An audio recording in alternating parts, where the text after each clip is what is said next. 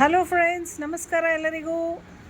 Welcome to kitchen easy spices, Bangalore, Padmanabha Nagar.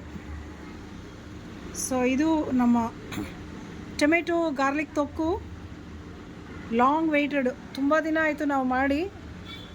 Time ಇರಲಿಲ್ಲ ಮತ್ತು renovation ಇತ್ತು ಅಂತ ಹೇಳಿ ಟೈಮ್ ತಗೊಂಡ್ವಿ. ಸೊ ಫೈನಲಿ ನಿನ್ನೆ ನಾವು ಚೆನ್ನೈಯಲ್ಲಿರೋ ಒಂದು ಕಸ್ಟಮರ್ಗೋಸ್ಕರ 1.5 kg ಇದು ಇಮಿಡಿಯೇಟಾಗಿ ಕೊಡಬೇಕಾಗಿತ್ತು. ಸೊ ಹಾಗಾಗಿ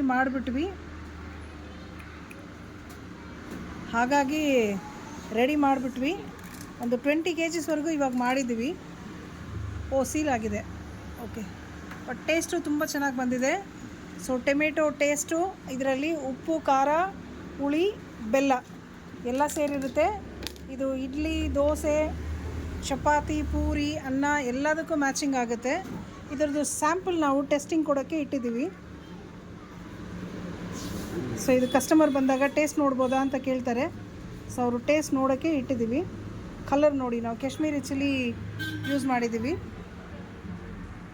ಸೊ ತುಂಬ ಚೆನ್ನಾಗಿ ಬಂದಿದೆ. ಕನ್ಸಿಸ್ಟೆನ್ಸಿ ಹೀಗಿರುತ್ತೆ.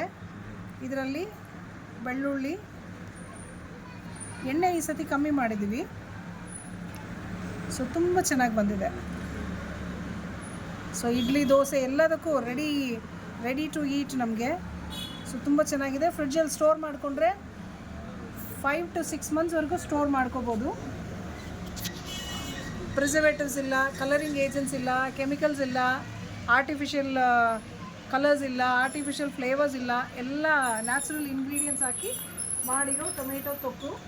ಸೊ ಯಾರಿಗೆ ಬೇಕು ಕಾಂಟ್ಯಾಕ್ಟ್ ಮಾಡಿ, ತಗೊಳ್ಳಿ, ಎಂಜಾಯ್ ಮಾಡಿ. Thank you.